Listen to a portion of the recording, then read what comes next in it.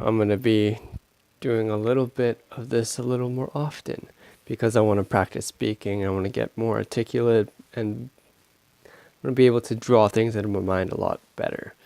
And I actually don't know how, but maybe by doing this, I'm going to be a little bit better. And so today I want to teach, or actually I wanted to talk about, I was at a network meeting and one of the questions, it's business card social, P.A.s.e. And it's not like other network marketing, networking groups. So this one is more kind of talk like friends. It's kind of like a mastermind, kind of. And what happens is you ask each other questions. There's a box of cards in there's a box of cards that gets passed around to everyone, and you pick one or two cards, and those cards have questions on it. So one of the questions that I found really fascinating was asking what are the characteristics or the top characteristics of a good salesperson. And I could think of a couple, but one of them, you have to be empathetic and you have to have the ability to read people and understand where they're coming from and if your product is good or not for them. Now, second, I would argue very closely would be the ability to psychometrically class people, whether they're action-based people, whether they're practical people, whether they're social or emotional people. And that's through the PACE system. The P.A.s.e stands for practical, action, social, and emotional.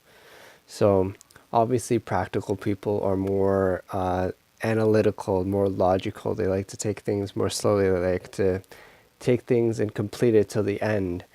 Action-based people are people who like to go, go, go and take action all the time and just they really like to do things without giving it much thought.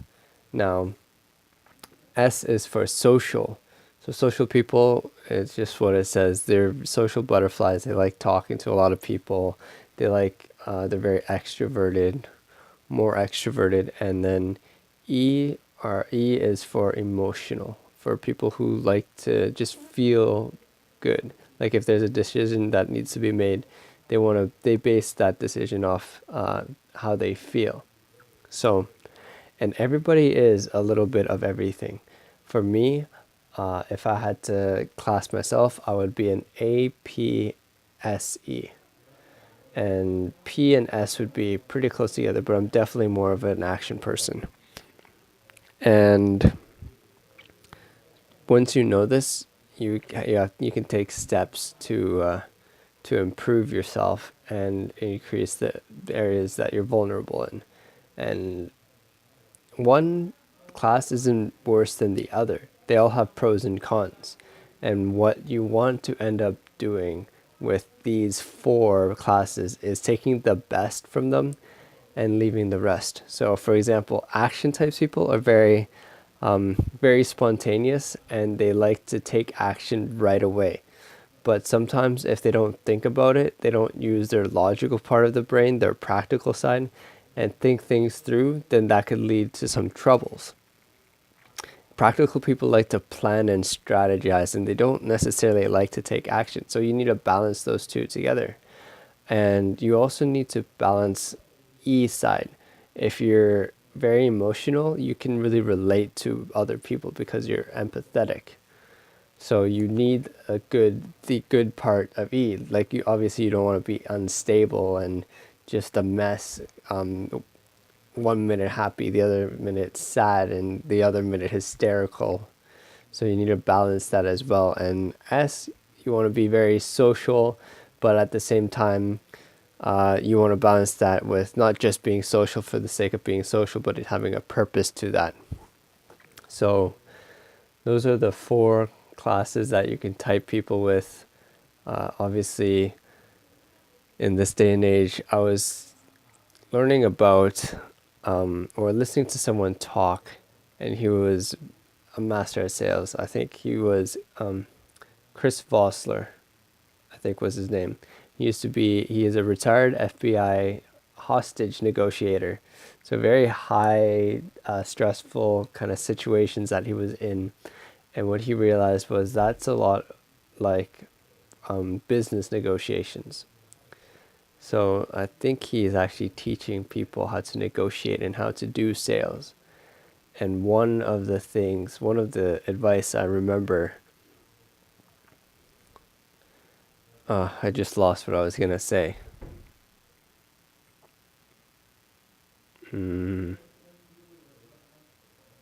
Let's see. Chris Fossler. Why did I bring him up? He.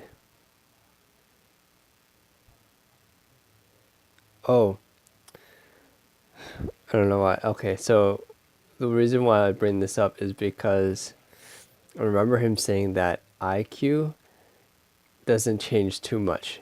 And there's only so much you can do to increase that. What really sets you apart is EQ. It's kind of like the two different, they're two very different things. EQ is how well you play with other people, how well you socialize, and how well you can build relationships with them. The better you can build, the better you can synergize with people. The better you can use that to your advantage. But IQ you only set with a limited amount of that, and that isn't very, the growth on that or the potential on that isn't very great. So the smartest, richest people are all, they all have really high EQ. And so that's what you want to focus on. And that's what I need to focus on, being able to empathetically read people and figure out their emotions and how they're feeling or their personality type and how to act accordingly. So, and I'm kind of learning through a course that I bought. It's an email course, so they're dripping out lessons every single day. But one of those things was you need to listen. And communication or in a sales, when you want to really figure out what someone is thinking or talking about, they called it the 10 55 35 rule, I think, where 10 is the actual words that they use, 55 is their body language, and 35 is their tone. So 55% of what they're talking about, you can tell just by the way they're composing their body, the way they're acting, or the way they're moving any part of their bodies, like their eyes or they're clenching their teeth, or you can just tell if you pay attention to their body. The second more important one would be tone, and then would be the actual words that they said, because someone could say yes, but depending on the tone that they use, it could totally mean something else.